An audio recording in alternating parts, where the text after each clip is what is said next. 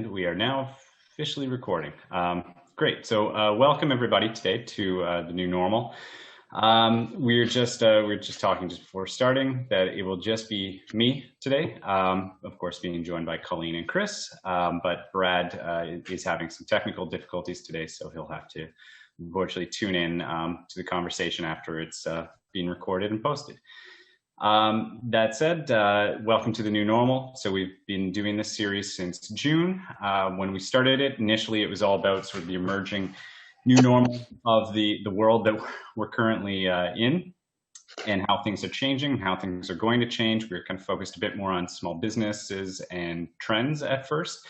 As we kind of continued on, as the pandemic continued and went into sort of another shutdown, and as we look at winter, we decided to shift focus a bit more to just mental health and overall well-being. So the past two sessions, this one and the last one in early November, have been focused sort of on that vein. So as we get going, just to those joining us today, if you would like to ask a question, feel free to ask a question at any point in time. We try to operate this as sort of a very casual conversation. So you can ask a question, but we would ask that if you want to, just post in the chat first, and then we can prompt you if you'd like to ask personally, you can do that. Or if you would like us to ask for you, we can do that as well too. And by us, that's my soup can version of Brad is usually here when I say that. So that being said, we'll begin to get started today. First of all, let me introduce our first speaker. The bio's up and ready. So our first speaker is Colleen.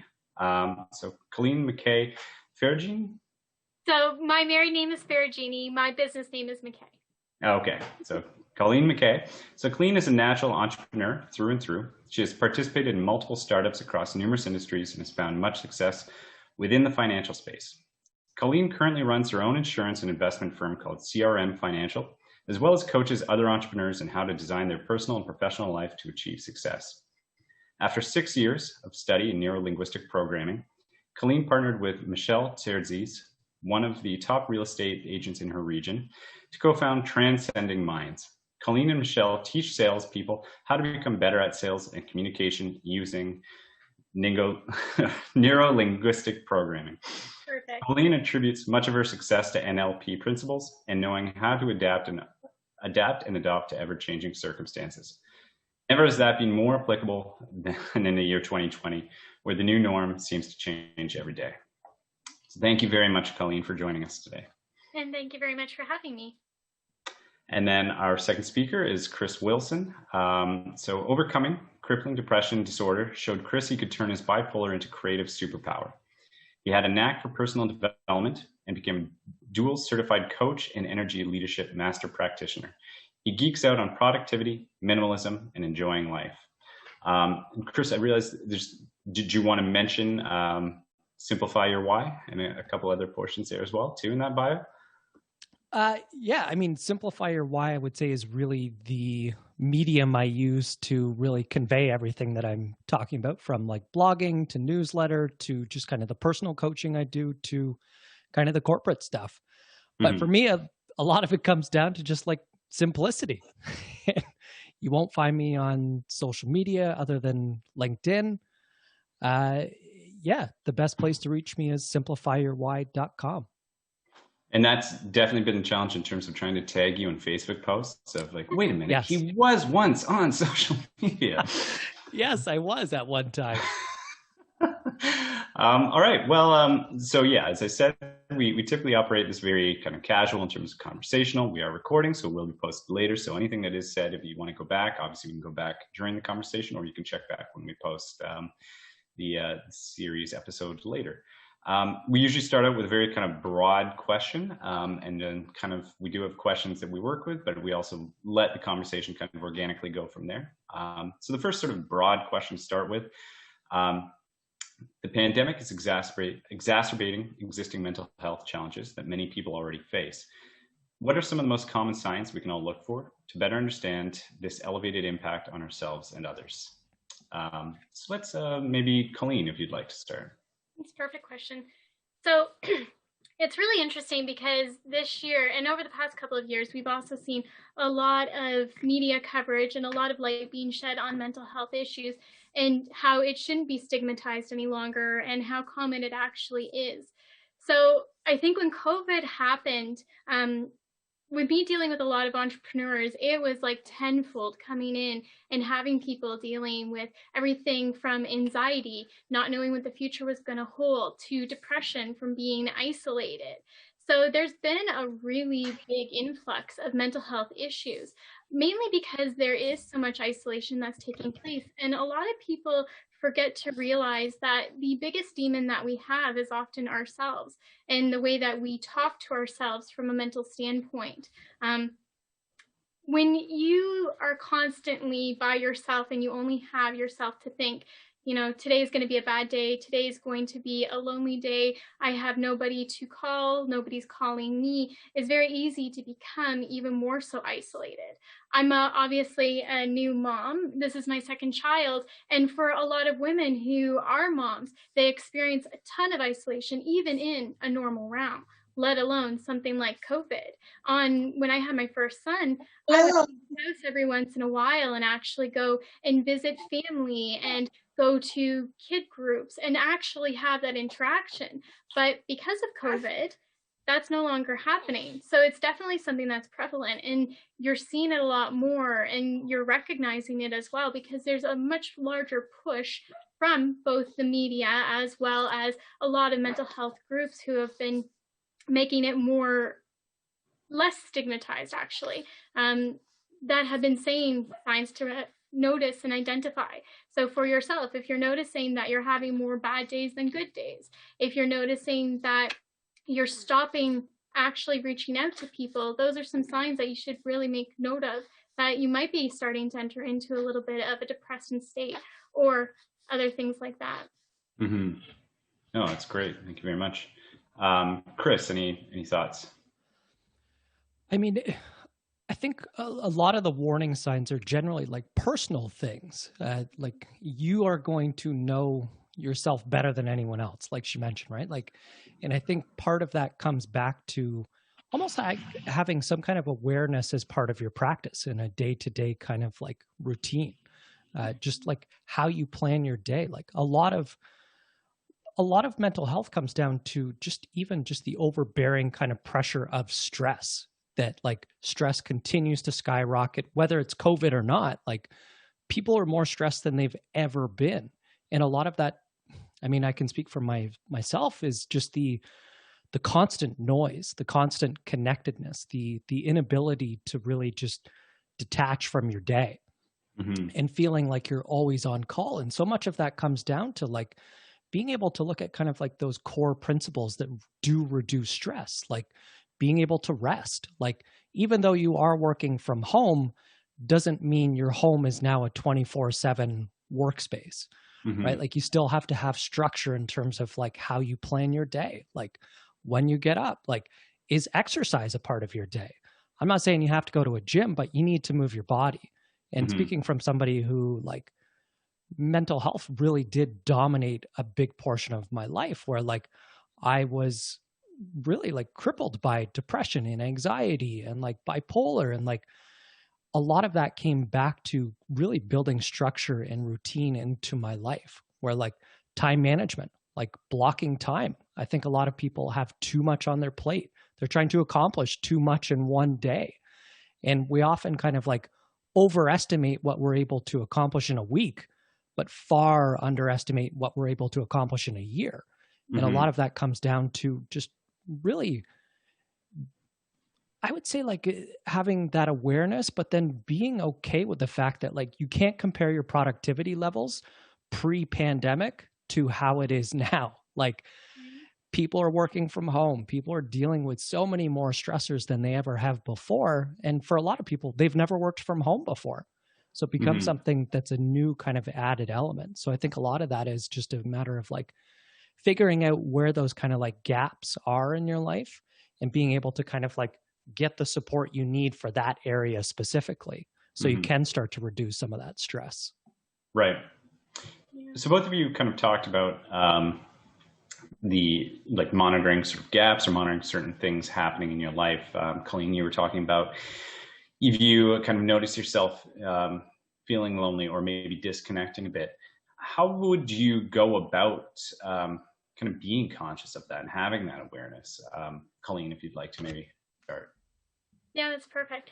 I think actually Chris touched on something that is really key.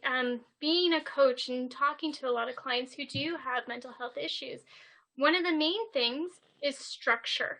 With COVID, we've lost our structure. There's lots of people who wake up in the morning, they do their morning routine, then they go out, they drive to work, they do their daily routine at work, then they come home and they get into their nighttime routine. And we're losing that structure. And part of that structure was actually communicating and talking to people.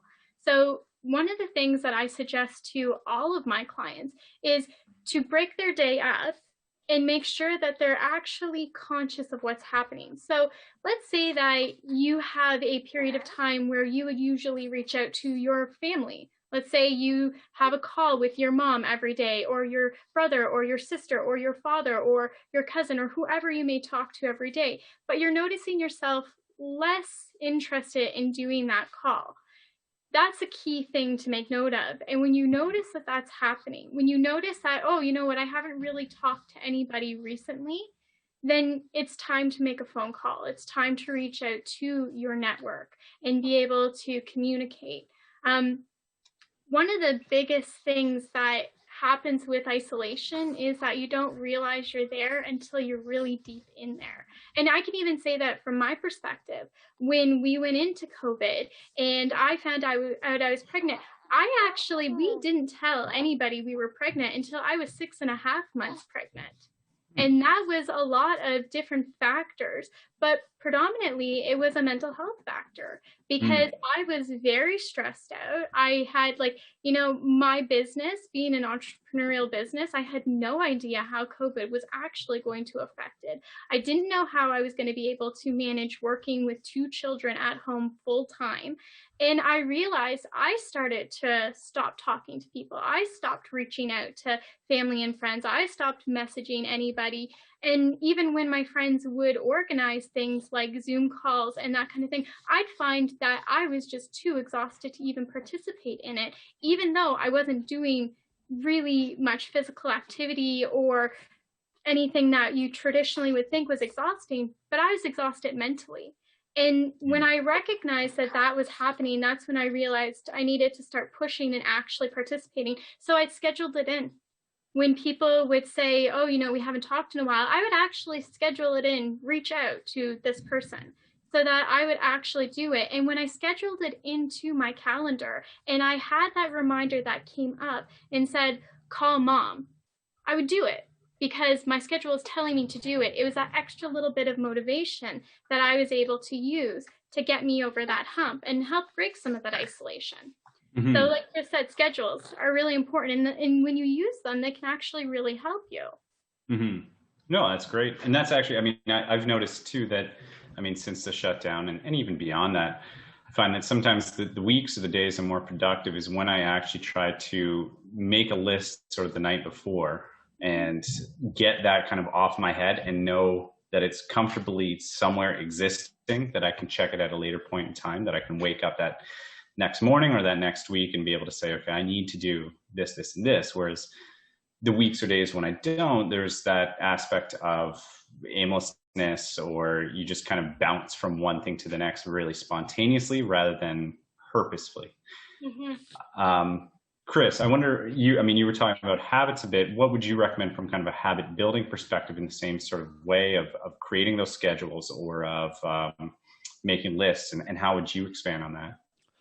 Well, you bring up a great point too. Like the importance of doing what you talked about helps you kind of reframe things so you're not so focused on the urgent, you're working on the important, right? Like without really identifying what your important work is, you're going to be pulled in whatever direction the wind is blowing, right?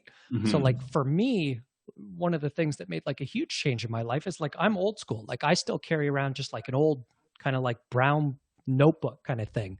And like every Sunday night, I sit down and I go through these kind of like 10 areas of life, like my health, family, friends, relationship, my sense of mission, finances, adventure, hobby, spirituality, and emotion. And so each of those areas, I've kind of taken the time to get clear. Like each area I've asked, like, what does it give me? What does it mean to me? And why is it important to me?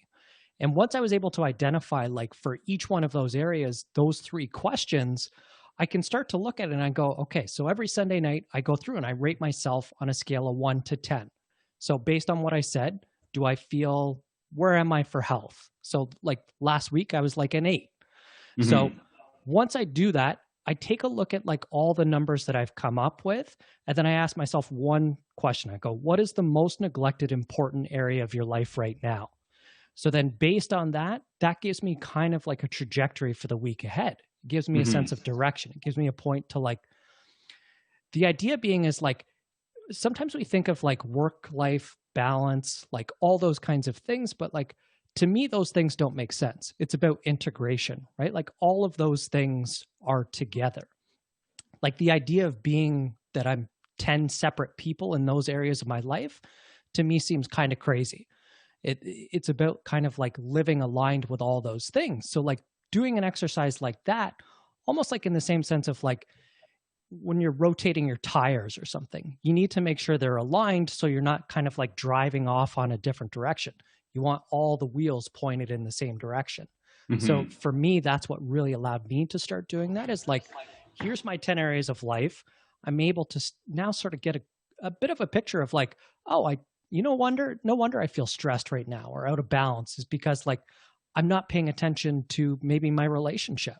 And like, we haven't been spending time together because we've both been working a lot or like, so it gives you kind of like a priority for the week ahead. And then all I do is like, each day, I just write down like, what are my 3 most important things that I'm going to do today? And if I get those things done, I'm happy. But it makes me realize that like prior to doing something like that, I might have had a to-do list with like 15 things on it. I could accomplish 5, 6 things, but I wouldn't necessarily feel fulfilled or even feel like I had accomplished anything because I still had 10 more things to my list. Or throughout the day, I just kept adding to it. So that really like allowed me to be kind of clear of like, I have my week planned out. I have a very clear idea of like what I need to accomplish. And it gives me a sense of kind of like satisfaction. So it's like that atomic habits type idea of being specific about when you want to do something too. It's not just about creating an abstract list of, I got to get this done. This is the priority for tomorrow. Yeah, like one of my favorite quotes is from like Benjamin Franklin, and he talks about fail to plan, plan to fail. Right. And that's very much something that a lot of like, especially entrepreneurs struggle with, is they don't have plans, right? Like they go based off of emotions and chase kind of like the feelings of like, oh, this is exciting, I'm going after this. Right. But once you lose that kind of like sense of almost like excitement or motivation, which you're not always going to have in entrepreneurship, it becomes a grind. Whereas like if you have a plan and how you're going to kind of accomplish those things, it gives you something to fall back on. It gives you something that like keeps you going in those like that kind of like roller coaster of emotions that you often go through. Yeah. I like that idea too of also feeling that maybe something's out of whack at the end of a week too, that maybe you haven't devoted enough attention to something. I know we were drywalling our basement last week, which is a nightmare in itself. But that's where, especially with gyms closed, that's where my makeshift weights and exercise stuff is. So that's been kind of my exercise zone. And being covered in dust and drop sheets, that was a no-go. So you definitely kind of went through the week feeling like, I definitely feel like something's out of whack and I know exactly what it is. But then I need to devote myself to this to get it done so I can get back to this sort of thing. Sorry, I was just going to jump in. Sometimes though, when you have, when you're suffering from anxiety, I have a couple of clients who have actually struggled to identify where the anxiety is coming from. And so one of the biggest things that you mentioned was your 10 areas and identifying it. We have a principle with the coaching that we do where we talk about real success as being aligned internally and externally. And success can be anything. Success can just be happiness for some people, or it could be financial. But the biggest thing is being aligned internally and externally. And that's how you really realize where your areas of weakness may be. A lot of people may think, okay, well, I have to spend the whole day working to feel like I've got a good day going on. But I literally have a client who has been going through a very rough patch. They have mental health issues, and they were coming off the medication by choice to try and be able to grasp, and that should only be done under doctor provisions and everything, or making sure that the doctors are following you. But the main point is that when we were talking about all of the things that she was going through, her biggest fear was that that's the way that her life was always going to be. And what we did was we went through an exercise very similar to what you were mentioning, Chris, where we were identifying all of the categories in life. But what we did was we identified where things were going really well also, so that she had real perspective. Because I call it being in the vacuum. When you're feeling shitty about something, you tend to go into a suck where everything good gets sucked in with the bad as well. So you forget about the things that are going well. And the way that we found helped her gain confidence that things were actually going to be okay and that she was doing well was going to the schedule. And we actually broke her day into 3 sections. One of them was downtime or personal time. One of them was focus time, where she was focusing specifically on activities that were going to forward her and her business. And then one of them was admin time, where she was cleaning up any kind of technical things that she needed to get done for the day. And it really helps when you look at a day and you break it down minute by minute, because when you are having some type of mental health episode, whether depression, anxiety, or whatever the case may be, even looking at it by a second basis and saying, okay, I'm going to just keep focusing on getting through each minute can make a massive difference in feeling accomplished by the end of the day. Because even if it's not a great day, and even if you only got, 2 things done for the day, you still made it through the day and got stuff done. And you got to celebrate that. No, and that's a fantastic point. I think actually we'll shift gears for a moment, because we're talking a lot about sort of the day-to-day. And we'll probably come back to this very shortly. One question we always kind of want to ask, related to obviously the current circumstance that we've been in across 2020, is how have you seen these things, these challenges change across now the past 8 months? And how do you see them potentially changing in the future as we kind of go on and maybe even potentially finally begin to reopen up a bit more? Colleen, if you'd like to kick us off. Yeah, I think life as we knew it before is forever changed. It's not ever going to be the same way that it was. But I think also that with the way that things are changing, we are becoming a little bit more aware of the relationships that we have and appreciating the ones that we have. So I think that there's going to be a little bit more of a collectiveness going forward, especially with family units or friend units. I see that, when you're outside, you're getting a lot less communication with others because we're staying 6 feet away. We're not really communicating as we would. I used to interact with strangers freely and comfortably before the pandemic. And now with it having to be in a place where we do need to be a little bit more distanced from each other, it's not really easy anymore. So I think that we're going to see, family units and collectives coming tighter together, but the whole world may become a little bit more disconnected from each other. Do you understand what I'm saying there? Like, I think we'll see less new communication in relationships, but stronger communication with already established relationships. Right. So you feel like it's almost like a refinement. So whereas before, in the age of social media, sort of it's the quantity over quality, it's kind of being flipped to be more quality rather than quantity. Yeah, that's a very good way to put it.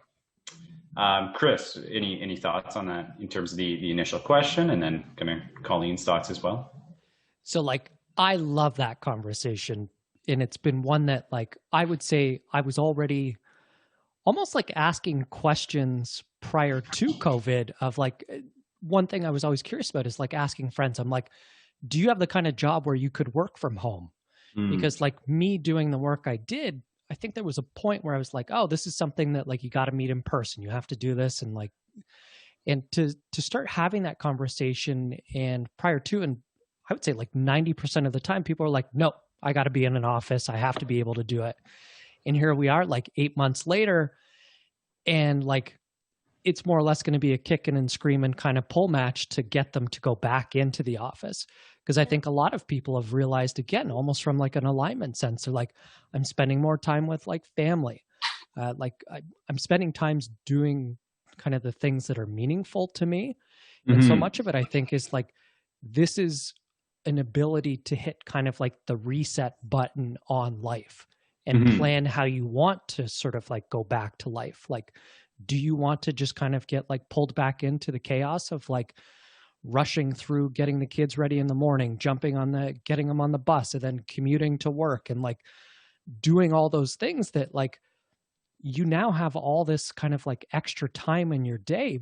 I mean, obviously, like there's the challenge of when daycares weren't open and people were having to do those kinds of things. But now that we've started to kind of like figure out our routines and structure and things like that, I think a lot of us have started to realize that like that's not the kind of life that I want anymore. There's more to life. There's, as we talked about with success, like how do you define success? Very unique thing. Like for me, success has nothing to do with financials whatsoever. Success to me is completely about freedom. The freedom to wake up and do what I want to do and work with who I want to work with, and like take time off when I want to take off. Like that to me is kind of like where I've directed my life. And that's kind of like brought me to working with the people I do as well. Like whether it's like entrepreneurs who run 10 plus restaurants, to like mortgage brokers that are flipping homes, and like being able to restructure their days so that they can work on the most important things and be able to delegate and automate all those things that don't necessarily give them that sense of satisfaction or meaning or fulfillment. And I think that's a big part of like getting clear on is like, what do you want in your life? And the question I often come back to is like, what do you want your days to look like? Yeah. And once you figure out what you want your days to look like, that's going to help you figure out what it is you kind of like need to bring into your life, or what do you got to start cutting from your life so you do have the time to work on those things. Yeah. So it's sort of like the idea of, I mean, there's always that contrast between kind of the work-life balance or work that fits your life. I've always personally preferred much more that latter idea of work that fits your life. Even down to, I mean, working in traditional office settings, I've worked with teams where basically I've said, like, I really don't care specifically what time you come in or what time you leave. Obviously, you know, if you're going to come in, let us know so that there is that expectation. But realistically, what I care is if you get what you need to done, but then balance out with, I mean, everyone has a life outside of that. So being able to kind of have that meaning and that purpose in your life. So between the two things both of you kind of touched on, of that, you know, what is your meaning in a day, or what is that, the quality of that relationship kind of within your life. There was one thing I want to maybe touch on just since we're here is there was a headline last week, Toronto Star, and it was an article about working from home, are employees stealing from their employers? When I read that, I felt enraged. Because, I mean, I know that from my perspective, working from home, one of the challenges has been that I think, as we've discussed here, it's been challenging to kind of have that division, to set up your day to be properly ordered between different realms and different sections of your life. And then I felt like it's giving significantly more to an employer, let alone the fact that, I mean, in a regular day, you know, I'd maybe be at work and then responding to emails all outside of hours anyways. Do you have any thoughts on that, or did you happen to see that article or that idea of almost guilt or shaming people working from home? Yeah, you hear that often now. Yeah. Yeah, it's interesting. So I have family that works for a government, and they were explaining to me that they had said that they're not allowed to go onto any social media throughout the day. They actually don't go on at all, because they were warned by their HR that they have hired specific groups to follow their employees on their social media to make sure that they're not on their social media during work hours, because that would be stealing. Now, here's the reality. I also know a lot of people who work for government companies that go on social media on their phone during work hours when they were in the office. But now, because they're working at home, they're being looked at with a microscope. And I think that it's dangerous, because when you work from home, you don't have the downtime of driving to and from work to decompress from the work day. You're going straight from your bedroom to your kitchen to your office. And some people's offices are literally their kitchen tables right now. So there's no separation between work and home life. And so if you need to take a couple of minutes to go on social media, obviously, hopefully you're not abusing it. But if you need to take a couple of minutes to do a little bit of escapism, I think that that's fine, as long as you're, again, not abusing it. And I think that it's very dangerous for companies to start looking at their employees saying, well, you're stealing from me from working at home. It's not a fair spectrum at all. And you also have to look at it from this perspective. Those companies that were spending thousands and thousands of dollars on rent before, because they had a brick and mortar location, are now saving tons of money, but they're not transferring it. You don't see employees getting raises. You're not seeing that. Instead, you're seeing those monies capture, or those companies capturing more of that profit. So it's a really unfair kind of spectrum right there. They're not going to give you the extra money that they're saving from saving an office space. They're going to tell you, okay, well, you know, here's your maybe bonus if you get a bonus structure each year. And if not, then they're not doing that. It's not fair. Yeah. It's sort of like that. Yeah, sorry, go ahead, Chris. I was just going to say, if I were to add to that, I think where we often miss in the conversation is that we're dealing with something that's like an archaic philosophy. Like in desperate need of a paradigm shift of trading time for money, right? Like the classic kind of like 9 to 5, needing 8 hours in order to do your work. Like when I've talked to people and they're like, well, how do I know what my employee's doing between 9 to 5? I'm like, well, maybe figure out what you want delivered from that employee so they deliver that. Yeah. Like you needing to work 8 hours is, quite frankly, bullshit. Like nobody is working 8 hours, highly productive, like, and it's just like in terms of like athletes, right? Like you're not being paid for your time on the court. You're being paid for your performance, the things that you do. And really, like, once we start to move more to that kind of like results oriented kind of like work, it gives you it helps reduce the anxiety and stress of your employees, because they have a very clear idea of what it is they need to deliver. What result you're expecting as an employer.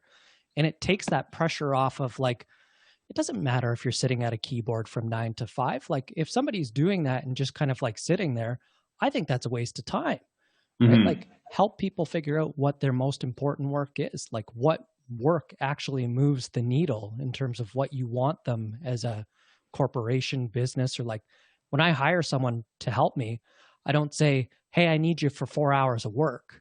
I go, hey, I need you to redo my website. And this is what I want it to look like.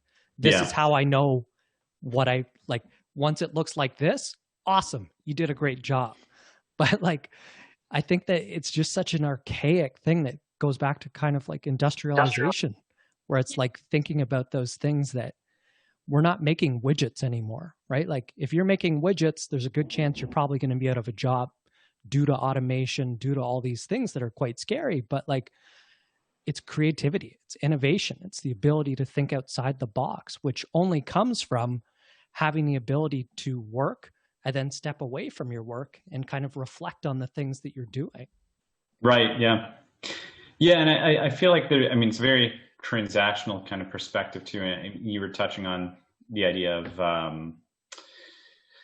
what were you touching on? Where was I going with this? The idea that, sometimes the person might get in trouble for being there a little late. So it's the meaning and the results versus the amount of time you're there for. And it's sort of maybe lazy management or kind of direction to expect that I'm judging you based on time rather than results. Like instances where maybe you'd be critiqued for coming in a little late, but you're never necessarily complimented for the fact that you stay an hour or 2 hours every single day. So it's that sort of recognition of where is that recognition from sort of the supervisory or the employer side of. I think what it also tells me too is like, those are little red flags. Those are little bells that go off in my head where I go, like if my employer thinks of me like that, that's not necessarily a corporation or a business that I want to work for, right? Like I'm not sure who they were necessarily talking about in that article, but if they see me as more or less a commodity, then I'm replaceable and they don't see the value in which I provide. And I think that's a big thing, is like expectations of you as an employee, but then also expectations of like as a company. What do they provide for you in terms of learning and development and health and well-being and wellness that are very critical parts to being kind of like not just a good person, but like a healthy, productive, happy person, which like that's what leads to output as an employee, not just like digging in and being like, hey, you were only on for 7 hours and 58 minutes today. Like we expect 8 hours from you. Yeah. Like those are not necessarily the things that we should be looking at in order to determine whether they're a good fit for a company. Yeah. So actually, sorry. Yeah. Colleen, go ahead.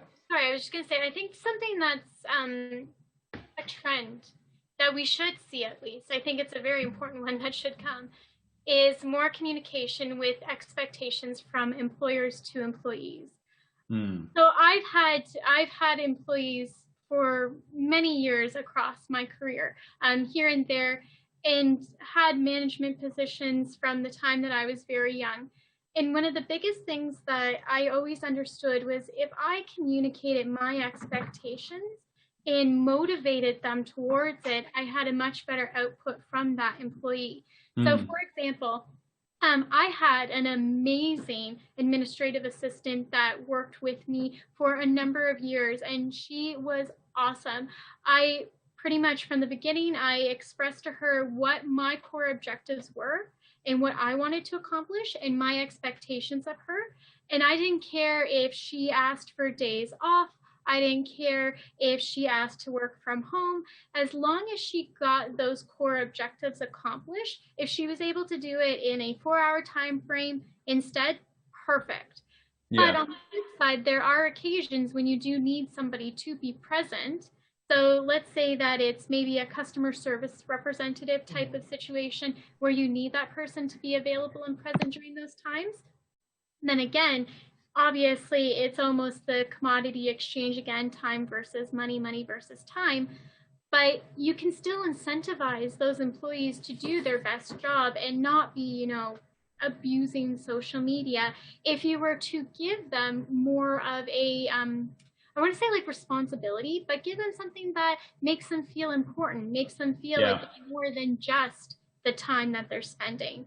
Give them something that will make them feel like they're helping forwarding the company as well. Because I've also had employees like that. And the ones that you motivate, the ones that you do things like incentivize with, oh, if you're interested in, exploring this type of business, I'll pay for your course if you take it, as long as you're still doing the other side of your business that you're responsible for. And that really helps them grow as employees. I think it's a big trend that should pick up. There are some companies that do a very good job already doing that, but I think that especially with people working from home, it's something that needs to increase if people, if corporations want to maintain their employees. Yeah, no, it's a great point. And actually, we're going to use that as kind of the jumping off point to the next question, which would be, what advice would you give an employer on how to be more aware of these challenges of not just, the challenges that we've been talking about of sort of that meaning and value of employment, but also the broader challenges that we've been facing across the past 8 months and are likely to still face for the next foreseeable future. What advice would you give an employer on how to be more aware of these challenges and to support their employees who are working remotely and or even back in the office during these times? Colleen, if you'd like to maybe pick up where you left off there. So communication, number one, I would encourage as an employer, micromanaging is never something that any employer, some do, but it's never something that as an employee you want. So being able to have communication but not overstepping the line would be important. So starting off, and maybe you do a 10 or 15-minute touch point phone call in the morning, and you talk about, hey, what are the goals for today? What do you want to accomplish? Where are you at right now? Having that first open piece of communication so that you can help them achieve a goal if they need help or support. And then maybe closing off at the end of the day. How did the day go? Was there anything that you found was a hurdle? Is there anything that you needed help with? Is there anything that you want to make a priority for tomorrow?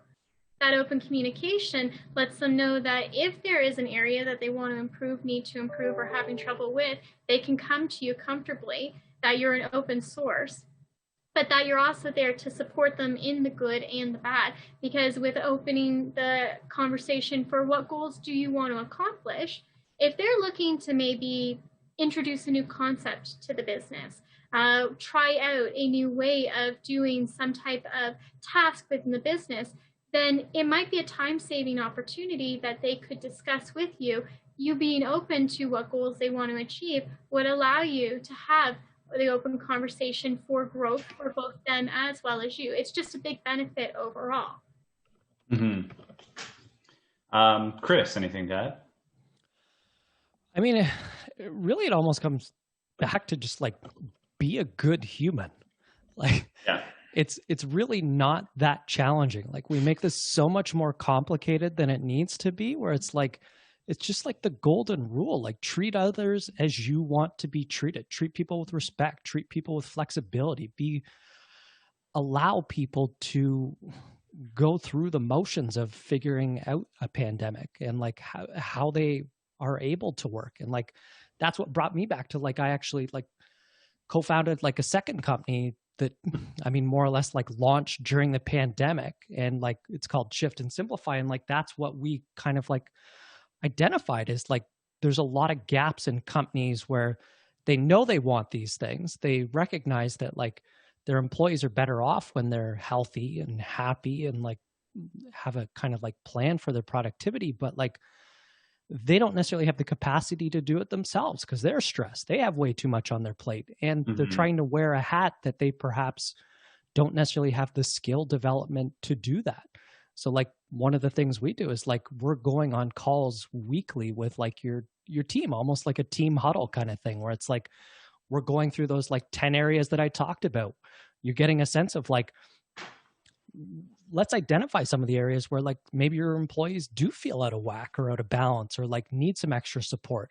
And then you can identify those things, and whether it's bringing in other people to talk about those things or really just bring a sense of awareness to them. So now it's something that you can work on, and helping people schedule their day.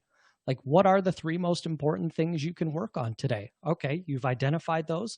Now let's time block those. What does that look like in your day? And figuring out like your to-do list. Like, a lot of people have a to-do list, but like one of the questions we come back to is like, every time you add something to your to-do list, are you asking, is this truly necessary? And sometimes it might not be that week, right?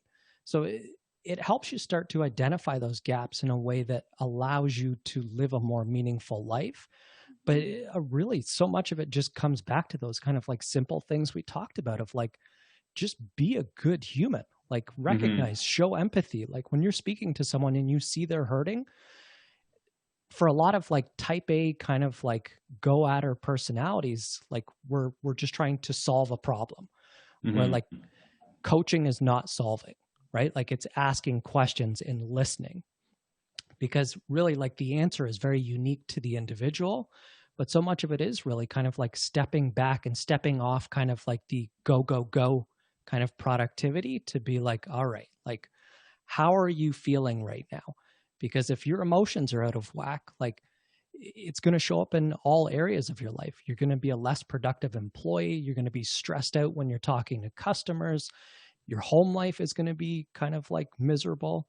These are all things that are like, again, part of that bigger picture, bigger kind of idea that like we're all humans going through something very challenging, very difficult right now. And like be the support rather than just kind of like, I think we work too much sometimes to motivate people versus being like, help them find the intrinsic motivation as to why they're doing this.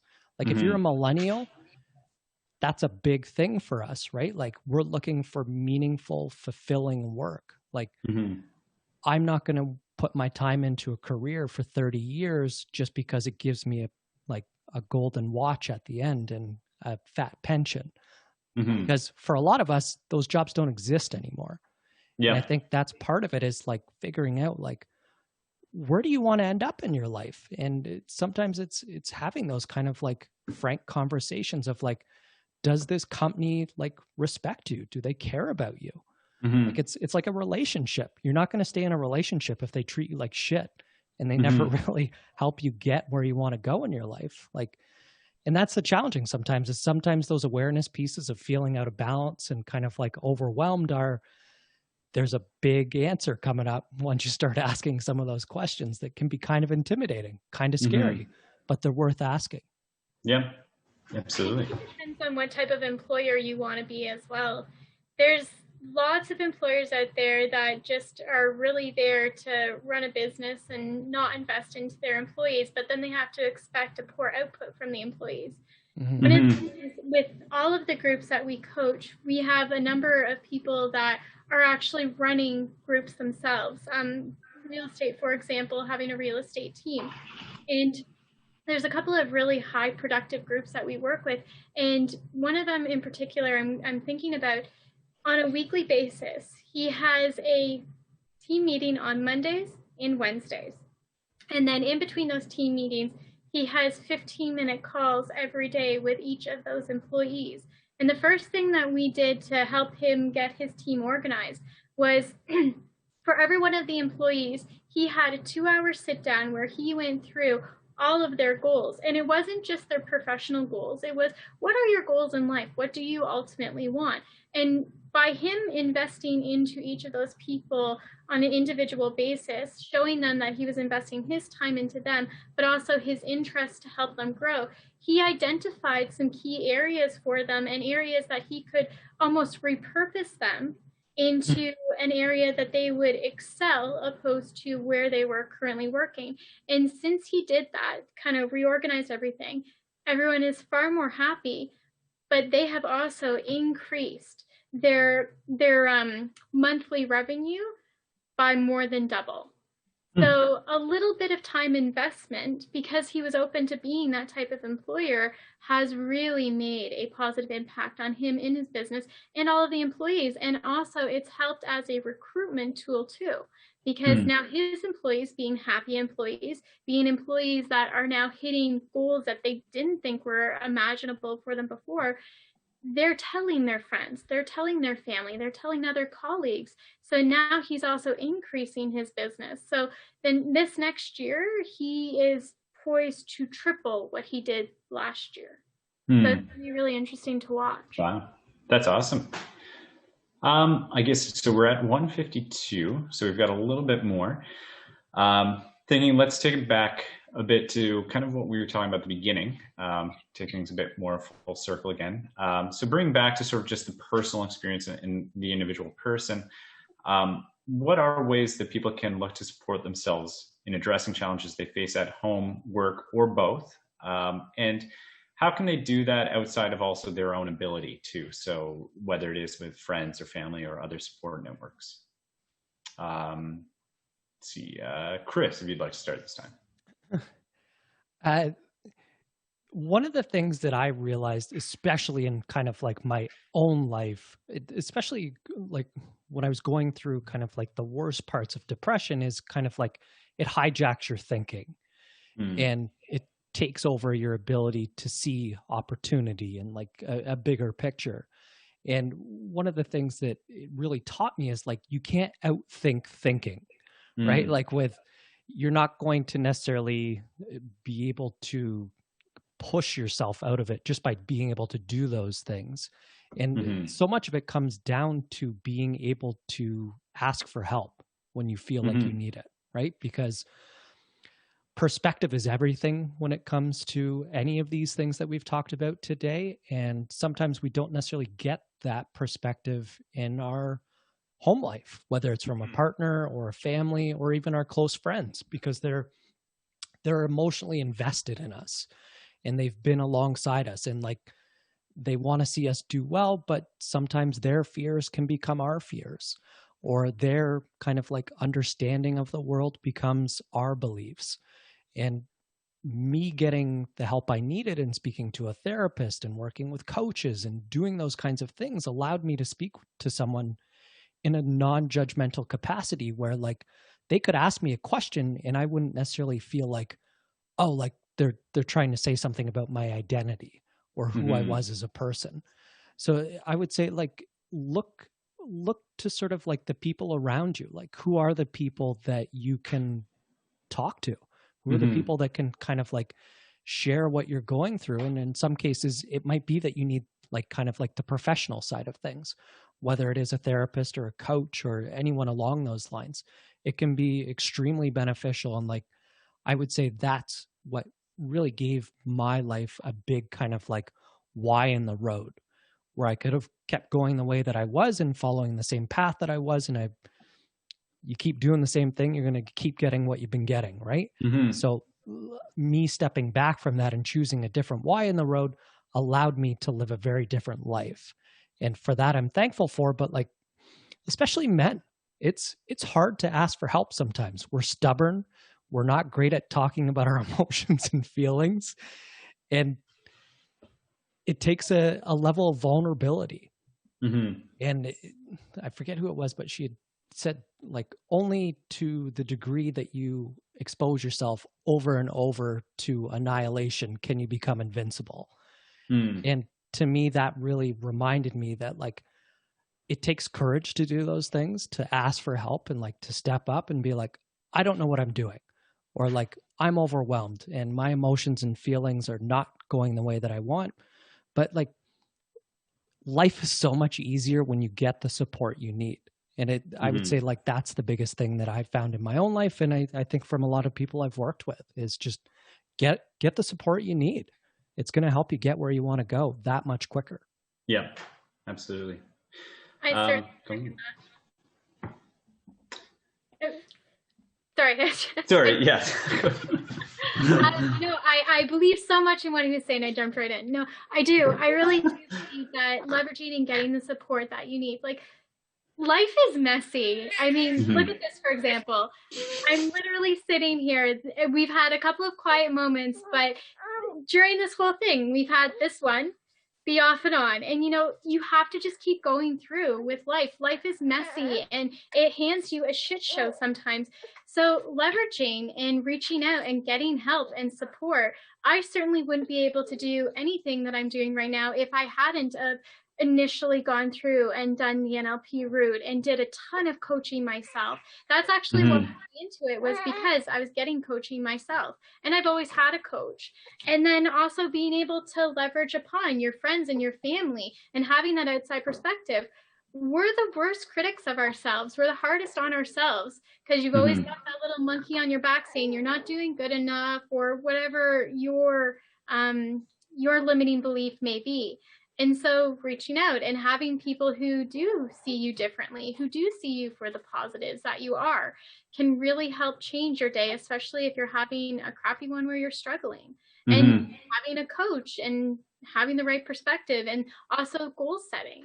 One of the biggest things that's helped me in any time that I've had, a depressed state where things haven't been going right. Like, I had businesses completely fall apart. I had partners that stole a lot of money from the businesses. Like, I've gone through a lot. And the whole time that I was able to get through all of that garbage was always constantly reframing the situation and realizing that this was temporary.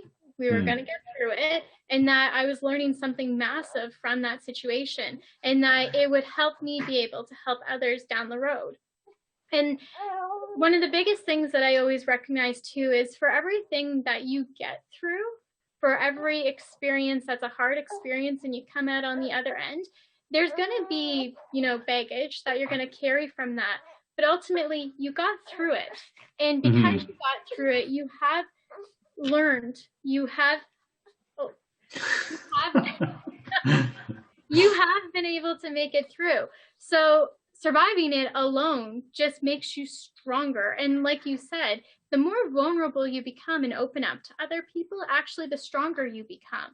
Because when you're honest and when you're open and you're letting people know, this is, I'm going through a struggle, give me a little bit of help or empathy at the very least, people respect that. For the most part, there are people that are assholes, but people respect that. And mostly people just want to help as well. Naturally, we are a collective that want to help each other.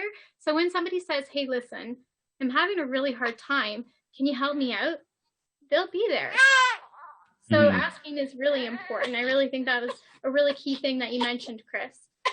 Like me with my baby. She's asking right now. I know, she's asking. Chris, anything to add? No, again, like I would say thank you for really just like having these conversations, because I think a lot of stuff that I read and watch is very like formulaic and just kind of like the Tim Ferriss thing of like, what did you eat for breakfast at 6 a.m. kind of stuff. And I think like us as humans learn more through story, having conversations, like hearing about how people have overcome like incredible obstacles. And I think having this kind of like new normal series is something that like, again, like from a guilty pleasure, like I enjoy talking about, because it's nice to talk to people and have real conversations about things like this, where like, I mean, if I'm succeeding and you're succeeding, the world's going to be a better place, right? And however we define our success is going to be unique to us, but like the more aligned we feel where we can be vulnerable and have these conversations, I think speaks to kind of like the better world that we're starting to create. Yeah. No, that's fantastic. Thank you very much. So we're at 2:01, so we'll wrap up, but we also, especially as we've kind of shifted into the kind of mental health discussions a bit more focused, before we close it out, do you have any recommendations on resources or books or anything for people to check out? I write about quite a bit of the kind of like my own experiences of things that I go through and what I've learned. And I found like it's quite useful in that kind of like reflection side of things from like the things I read and consume. It gives me an idea of like, okay, like that's their idea. Now, what is my idea of that? How do I think of that? And how does that play into the world? So like, if you're interested in that, you can check out simplifyyourwhy.com.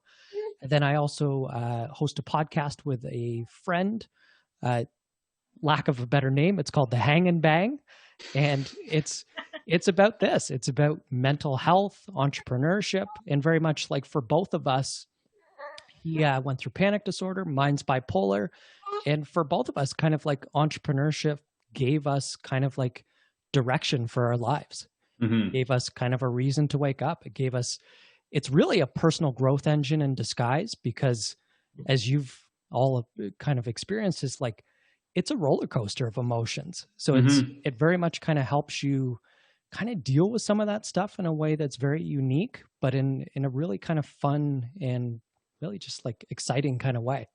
Yeah, no, that's great. Thank you very much. And yeah, as a subscriber to Simplify Your Why, I can completely attest to the Sunday emails. They're a great resource. Thank you. Colleen, any final thoughts, recommendations, resources? Yeah, absolutely. So Brene Brown is a really good resource, especially right now. She teaches a lot about empathy, as well as kind of giving yourself grace and being vulnerable. She actually does a whole talk about vulnerability and the importance of it and how key it is. So she's a really great person to follow. I myself, as well as my business partner, we just launched our coaching business. Is actually something that we've been coaching for a long time. I've been coaching for a while, but we launched it because of COVID. And so we've got Transcending Minds, which is in the process of being built up, but we do have the website. So definitely encourage you to visit transcendingminds.com .ca. And we're also on Instagram and Facebook as well. But I think that ultimately, when it comes down to anybody who's having a little struggle and wanting to gain a little bit more focus and also be able to bring their life into being aligned internally and externally, I think that it's all about figuring out what the right formula is for you. Yeah. Each coach is going to bring you something different. Each kind of self-help person is going to bring you something different.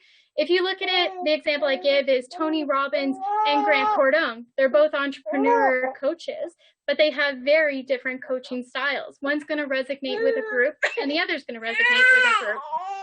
So doing a little bit of work and going on YouTube, I think, is an amazing resource, and looking up people that are in line with your values and beliefs and finding a coach that's suited for you that way, I think, can be really helpful. I think it's wonderful. Like Chris, you come from a background where you've dealt with mental health issues, so you have a different perspective to offer. I come from a background of having a number of entrepreneur businesses that crumbled, from lack of better words, really shitty business partners. So I've learned some very valuable lessons there too. So 2 different types of coaches. And I think that you just got to find the right fit for you. So doing a little research and testing out different groups. Yeah, no, that's great.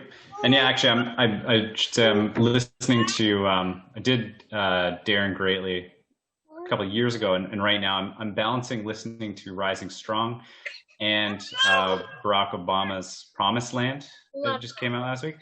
And it's oddly a fantastic balance, and having did Becoming, Michelle Obama's book back in the summer too. It's just balancing these real world, quite real world people with also sort of the theory side of it. And yeah, very fascinating to get that sort of dimension, but absolutely Brene Brown and Rising Strong.